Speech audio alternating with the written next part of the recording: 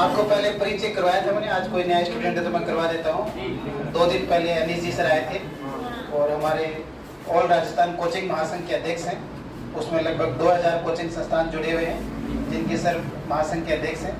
और अभी railway department में जो पुरानी विसंगतियाँ चल रही हैं और आगे नई वाली भर्तियाँ डेवलप करवाने के लिए, उसके लिए सर काफ़ी प्रयास कर रहे हैं। तो इनका एक जलियांवाला बाग पंजाब में अनशन है, तो उसके लिए ये प्रस्थान कर रहे हैं आज ही यहाँ से।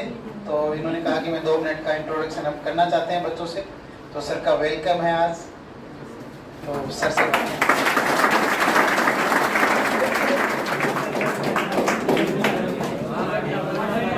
मैं यहाँ आज 2 महान गुरु खड़े हैं, ओरेश जायसवाल जी और संजय सर जी। कोई भी काम शुरू होता है तो कोई भी मकान बनता है तो पहले एक कोने में गड्ढा खोदा जाता है और उस जमीन को समतल किया जाता है और वहाँ एक कोने का पत्थर रखा जाता है जो मजबूत होता है। उस एक पत्थर पर पूरा भवन खड़ा होता है। धीरे धीरे उस पत्थर के साथ दूसरे पत्थर जुड़ते जाते हैं। तो ये कोने के पत्थर हैं पूरे महासंघ के, कोचिंग महासंघ के। मैं सिर्फ चेहरा हूँ। और जब कोचिंगें बंद थी, स्कूल बंद थे, कॉलेज बंद थे, बच्चे पढ़ाई के लिए मजबूर थे और एग्जाम आयोजित होने लगे थे, तब इन्होंने यहाँ पर 21 दिन तक हमारे साथ सर ने, हमने यहाँ आंदोलन किया और 3 दिन का आमरण अनशन भी किया और सरकार को झुकना पड़ा। और सरकार ने फिर स्कूल, कॉलेज और कोचिंगों को खोला। उस समय कुछ मंत्री लोग थे वो ढीठ हो गए कि नहीं, हम तो खोलेंगे ही नहीं, क्योंकि वो ऑनलाइन माफिया को सब मदद कर रहे थे।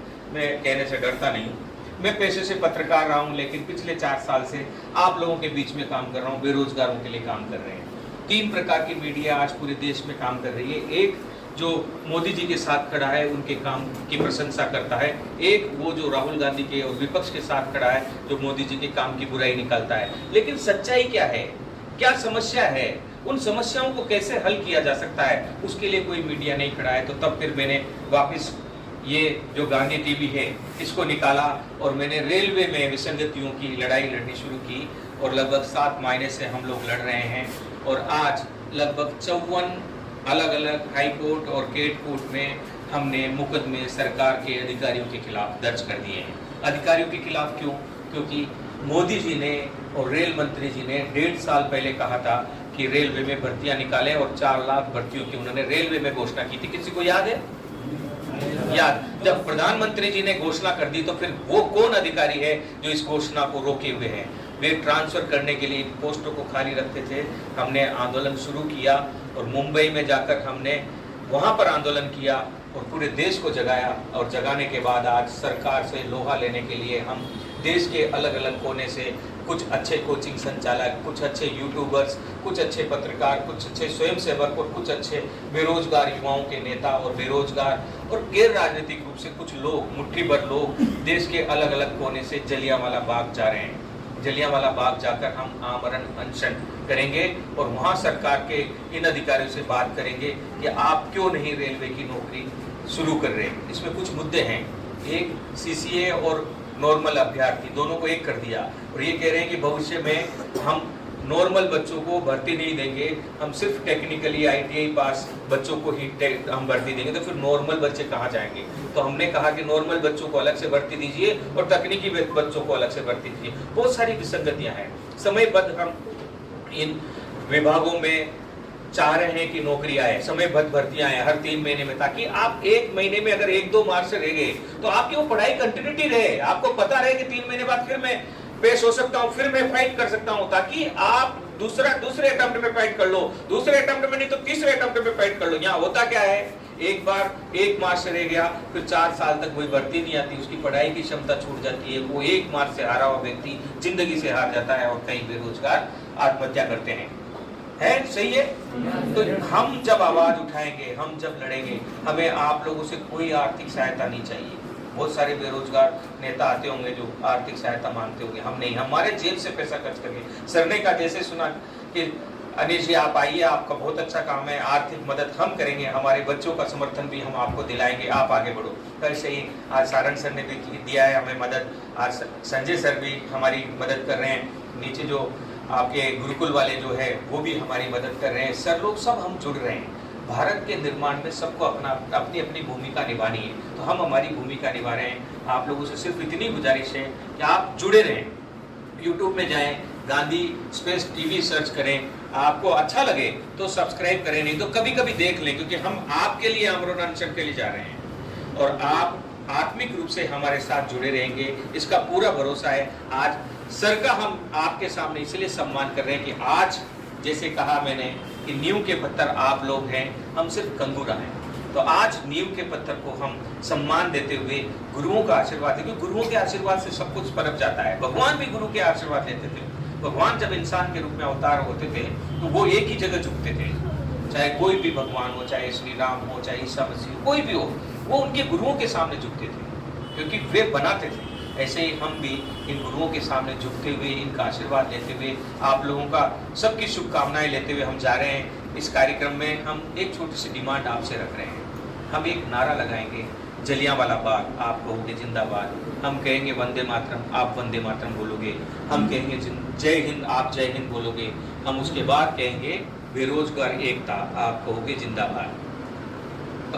Okay, you got my point? Okay, आप लोगों का बहुत अच्छा दिन रहेगा, बहुत अच्छा साल रहेगा, बहुत अच्छा भविष्य रहेगा, क्योंकि आपने जिस कोचिंग संचालक को सुना है वो वाकई महान है। हम इनके साथ रहे हैं, इसलिए हमें इनकी महानता का ज्ञान है। ये दिल से, मतलब बहुत से कोचिंग संचालक देखे हैं मैंने जो पैसों के लिए काम करते हैं, लेकिन ये दिल से आपके लिए मेहनत करते हैं, आपकी उन्नति के लिए काम करते हैं। और जो गुणवत्ता ये दे रहे हैं ना, मैं कोचिंग महासंघ का अध्यक्ष हूँ, मैं तमाम बड़े कोचिंग संचालकों को जानता हूँ, उसका 1/4 भी दूसरे बड़े कोचिंग संचालक नहीं देते। हाँ, इनसे 100 गुना ज्यादा वो मार्केटिंग में पैसा खर्च करते हैं। और मार्केटिंग में होता क्या है, मिट्टी को उठाकर सोना बनाकर बेच दिया जाता है। खरीदने के बाद खरीदने वाला जब घर पर लाकर उसको तपाता है तो वो मिट्टी निकलती है। यहाँ वहां पढ़ने वाले बच्चों का रेशो देख लेना, और इनके द्वारा जो बच्चे नौकरी पा रहे हैं उनसे एक बार पूछ लेना। मैं तारीफ नहीं कर रहा हूँ, लेकिन जो मैंने अनुभव किया है, आज मौका मिला आपके बीच में बात करने का, तो मैं इसलिए बात कर रहा हूँ। और इसीलिए ये आज बहुत से कोचिंग संचालक पीछे भाग गए, करे यार बेरोजगारों के लिए आंदोलन करोगे तो हमें क्या फायदा यार, आप तो हमारे यहाँ बच्चे लाने के लिए कुछ करो। देखिए रियल, मतलब मुझे दर्द होता है इस बात को कहने के लिए, लेकिन ये उन महान लोगों में से इन्होंने आगे होकर कहा कि सर आप, इन्होंने मेरे को पता ही नहीं था, इन्होंने कब मेरे को कैसे देखा, इन्होंने आगे होकर कहा कि नहीं आपकी हम मदद करेंगे। तो ऐसे आगे होकर मदद करने वाले गुरुओं के साथ आप जब तक आपको नौकरी नहीं लगे तब तक बने रहे, और जब तक आपकी जिंदगी रहे तब तक भी ऐसे गुरुओं का आशीर्वाद लेते रहें, आते रहें। आप बहुत फलोगे फूलोगे जैसे हम फल फूल रहे हैं। तो माला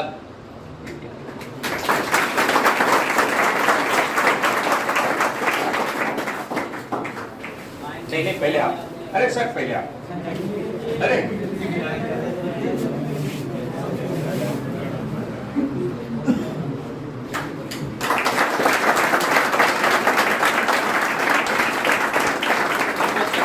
देखो अब इसी में महानता दिख गई ना, मतलब हम इनको पहना रहे हैं, हमें पहना रहे हैं।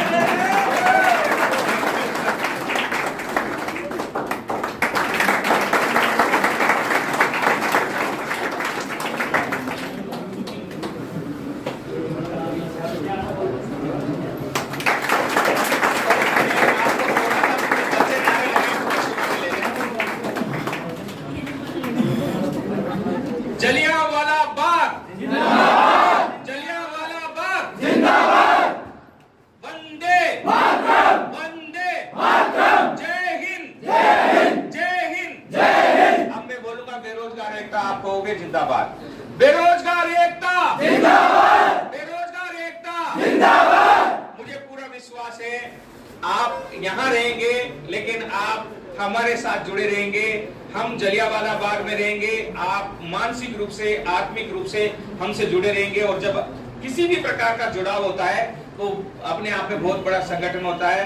तो मैं आप लोगों की सबकी शुभकामनाएं लेकर जा रहा हूं, सर लोगों का आशीर्वाद लेकर जा रहा हूं। हम सफल होकर लौटेंगे, और जब लौटेंगे तो आप लोग भी जोश के साथ तैयारी करेंगे, अधिक से अधिक बच्चों को नौकरी मिले, उसी लक्ष्य के साथ हम आगे बढ़ रहे हैं। बेरोजगार आयोग की भी हमारी डिमांड है।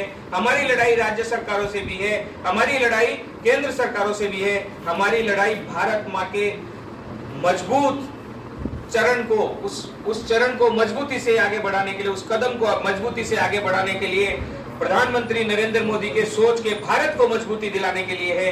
हमारी लड़ाई सरकारों के खिलाफ नहीं, हमारी लड़ाई भारत माँ के इन बेटे बेटियों के भविष्य को अच्छा बनाने के लिए। जय हिंद, वंदे मातरम।